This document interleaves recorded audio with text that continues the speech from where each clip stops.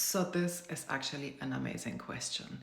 So if you don't want to go back, in the comment spoke about a video where I basically staged a video of a mother that taught her daughter good touch and bad touch when it comes to personal boundaries, bodily autonomy, etc. And in that video, I said that every touch can be a bad touch, even if it is a respectful touch, if it is a good touch. Every touch can be a bad touch. Every touch by a random person should be considered a bad touch, because every touch without consent is an invasion of privacy, is an invasion of boundaries. So it doesn't really matter if it is just a tap on the shoulder, if it's something very basic that could be considered harmless. If it is without consent, it's always a bad touch. And yes, it's that fucking deep. So this comment is actually, that's why I like this comment a lot, because not only do you need to teach your children about bodily autonomy and about them saying no, and no being a full sentence and everything in between, how do you do that without your kids running around the world being scared, being isolated, or being super reserved in front of everybody because you told them that, oh, touching is bad? And as per usual in this kind of topic, I don't think there is one answer. I don't think there is the right answer, because this is super personal. It is very circumstantial. It might be different for you, it might be different for me. So I can just speak from my personal experiences, or the experiences I have with my children. And I think honesty is really the way to go. I ask my children if I can touch them. It doesn't matter if it's giving them a hug, or that's even very personal. If it is about helping them to do something, for example, blow their nose, or even if they want to reach for something, I ask them, do you need my help? At any time.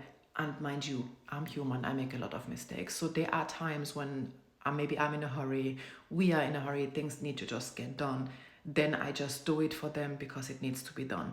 But whenever I have the chance, whenever it is possible, I allow them to decide if they need help, if they want to be touched, if they want me to dress them up, if. And mind you, they do say no. They do say no every now and then. Actually, they do say no a lot. And then it depends on what they need, or in that moment, what they are trying to do. If it is something like they are trying to make themselves a cereal or a bread or anything, I let them be. If they make a mess, I don't give a shit, I'll clean it up. That's not that deep. If it comes to helping them dress up, or sometimes they get frustrated because it might not be that easy, I ask them, do you want help? If they say no, I just observe. I sit down and observe. Now, when it comes to the touching part, I think it's honesty, because I always tell my kids, and we have this phrase, for example, if I ask them, can I kiss you or can I give you a hug? And they say no. And then I say, okay. And sometimes they're like, okay, you can. I always ask them, did your heart change its mind? And then, because something in them makes them change their mind. So for me to make it understandable for them, I told them that when that mind change happens, I told them it's the heart that changed its mind. Because we could argue it could be the head, it could be the heart. I connected it to the heart because for me, feelings like, or body contact, like kissing, hugging, showing affection, it is something that is heartfelt. So I asked them, I always make sure, I reassure them, and I ask them, did your heart change its mind? So then they say yes. And then I'm like, okay, if that's the case, you can give me a hug. And then I always emphasize to them that if your heart says no, don't let your head say yes. And that's a bit tricky because they are still young, they are 6 and 8. So we are still finding the balance of, is it okay? Is it not okay? They do shit that it's not fucking okay to each other. Sometimes maybe they're angry with each other, or maybe they just touch each other inappropriately, like maybe they hit each other on the butt, something that children do. And then sometimes they just play it off and laugh it off.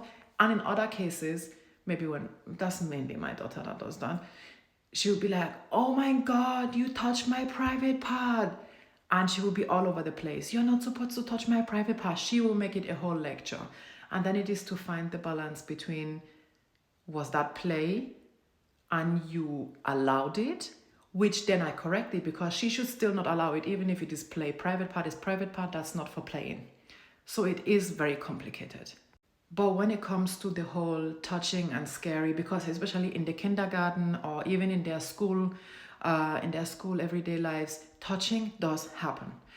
And mind you, this comment is often because, and I'm guilty of this comment. I'm guilty of this feeling of, oh, I don't want them to run around afraid of other people. I want them to be very suspicious of other people. I want them to be reserved with other people, especially with strangers, but I never want them to be afraid. And that is very thin ice, because you want your kids to know about stranger danger. You want your kids to also know that the people that hurt them statistically most likely are people that they know, that they are familiar with in one way or the other. That can be the bus driver, it can be a teacher, it can be the father of a friend, it can be an uncle, a cousin. We know the statistics, right? So you want them to be aware, but you don't want them to be afraid. And with that, I always tell them to come back to me. If something feels weird, I teach them mostly listen to your heart, because at the end of the day, every child, when they are being raised with bodily autonomy, and no is a full sentence, and knowing and they have the right to an opinion. My children are very outspoken. You can't tell these children shit for nothing. Like sometimes their room is a mess, for example, and I come and tell them to tidy up, and they'll be like, but we don't feel like tidying up now. And then I will tell them, but I think you should be tidying up your room now. And then they'll be like, why? What's the reason? If it is not logical to them, they will simply not do it. They would demand me to explain why it has to be now. So I think when you make sure you raise your children to be confident and outspoken and to stand up for themselves, and combine that with them coming to you whenever something feels off, you can find a good balance of them not being afraid of strangers and trusting their gut and trusting their instincts. Because I always tell them, if something feels wrong, come to me. We can talk about it, because sometimes something might feel off, but it really isn't all that deep, you know? For example, there was a situation 2 years back when my daughter started going to like a school program. 2 days a week she goes to the kindergarten, 3 days a week she goes partially to the school as a kind of like an integration program. And the teacher is so lovely. She's such a lovely and warm person. So there was a time my daughter had very long braids, black and pink. So she came in, she sat down, and the woman came, she was like, oh my God, your hair is so beautiful. She was about to touch it. So I was like, please don't touch her hair. And I blocked her hand off. And immediately, and of course, that can go either way. Immediately, the teacher was like, I am sorry, I should have not done that. She bent down to my daughter and she was like, I'm sorry, I should have asked you first. My daughter was like, it's okay, you can't touch it. And in this case, my daughter gave her the consent, so she just did like this, and that was fine. If it feels right to my child, I will not tell her no. I still had a conversation with her later on. I was like, hey, I know in this moment you were okay with it. It is still your hair. She is still someone that you are not that familiar with. She's not family. You don't see her every day. I don't think you should be allowing her to touch you. And that's it. I just laid it out to her. And then at the end of the day, I let my daughter make that decision, because we need to learn to trust our children more. Because trust me when I tell you, these kids know. These kids know. Make sure your kids come to you for anything. Never dismiss anything. Have conversations with them. Be honest. Be open. Let them know that the world is an evil place. It is what it is. I prefer my kids to be suspicious than to be open arms with everybody. They know they can rely on me. They can come to me for anything and everything. So, and I want them to know there are safe people and there are people that are not safe. And the majority of people are not safe, unfortunately.